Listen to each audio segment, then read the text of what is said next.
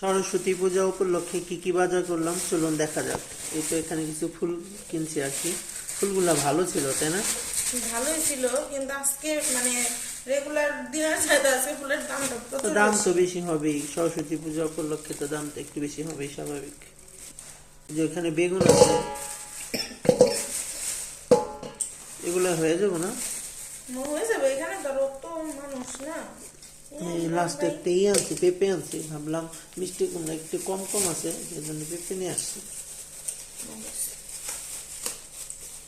বেগুনের লোকটা কি করলো তখন? আরে ওগুলো মানুষজন মানে কোথায় এলো, 40 টাকা না 50 টাকা বললো, আর পরে 20 টাকা দিয়ে নিয়ে আসলো। মানে শশার দাম এখন কমই আছে, কিন্তু সামনে যে পরিমাণে রোজা রমজানের দিন আসছে এইটাই রাখো। টমেটো কি চাটনি? লাল টমেটোটা করতে চান না? বাজারে আজকে এগুলো আমি বাইসা লাল আনছি, আর লাল টমেটো পাওয়া যায় হচ্ছে হাটের দিন খাওয়া হয় আমাদের, কিন্তু খাওয়াটা ঠিক না। ফল খাওয়া হচ্ছে, সিজনালি ফলগুলো অ্যাটলিস্ট খাওয়া হচ্ছে, তারপর আমরা খাই না কেন? আমি দুইটা দুটো বের করি, বাকিগুলো থাক। হ্যাঁ, তুমি এত বের করার দরকার নেই।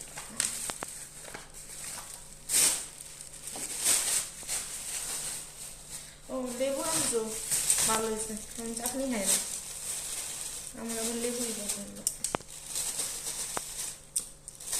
তুমি অফিস থেকে আসবে কটার দিকে?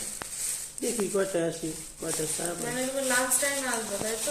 আমি একটু আগে আসার চেষ্টা করুন, বাকিতে সমস্যা নাই, তুমি আইসো, আমি এদিকটা সামলাই দিতে পারবো। মটরশুটি গুলা ভালোই না, না একটু একটু হাইব্রিড, আসলে দেশি না।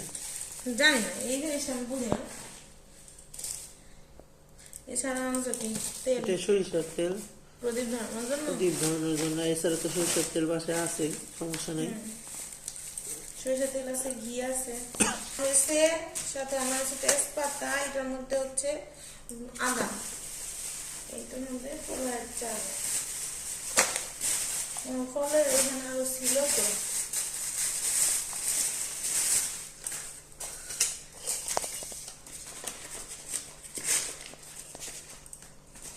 কমলা, আপেল। আমার জানি কেন আপেলটা ভালো লাগে না, ইদানিং একটু কমলাটা ভালো লাগে। আমি ঘি মধুটা আলাদা করে নিয়ে আসছি, কারণ বাসায় ঘি আর মধু আলাদা আলাদা অনেক বড় কোটায় আছে, তো পূজার জন্য নাই, পরে আমি আলাদা করে নিয়ে আসলাম।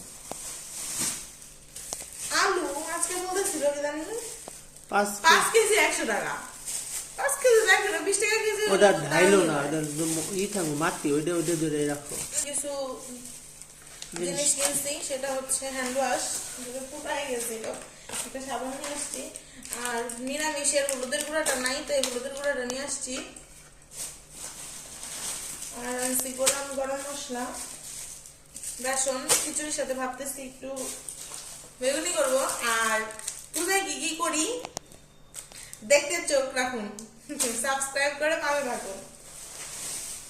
এছাড়াও আছে মুগ ডাল, ভিনেগার, শুকনো লঙ্কা। আজকের মতো এই বাজার করছি।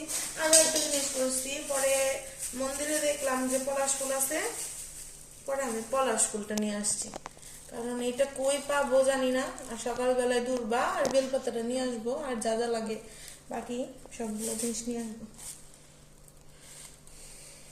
এইটুকু পলাশ ফুল 20 টাকা নাকি 30 টাকা নিল,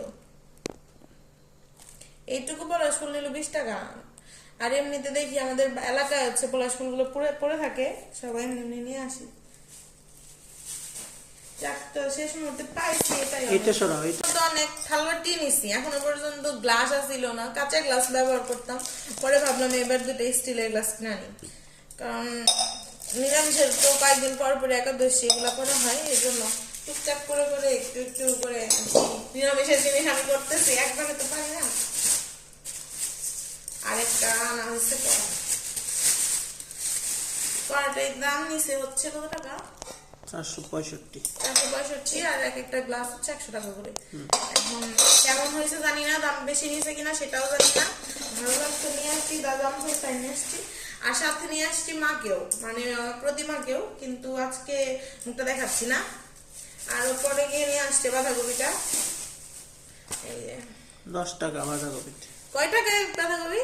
অনলি 10 টাকা। 10 টাকা। এর জন্যই তো ফেসবুকে দেখি যে কৃষকরা নষ্ট করে ফেলতেছে। একটা গামছা আনা হয়েছে বাসায় ব্যবহার করার জন্য। আমার বিয়ের গামছাটা এমন ছিল, কিন্তু এখানে যে নেভি ব্লু আর সবুজ আছে না, এই জায়গায় ছিল হলুদ। তারপর সামনে একটা লাল কালার। সুন্দর হয়েছে গামছাটা। এটাই ফুলগুলা বেশ সুন্দর আছে একদম। পায়েস রান্না করার জন্য একটুখানি গুড় কেনা হয়েছে, পাটালি গুড়, যশোরের বিখ্যাত পাটালি গুড়।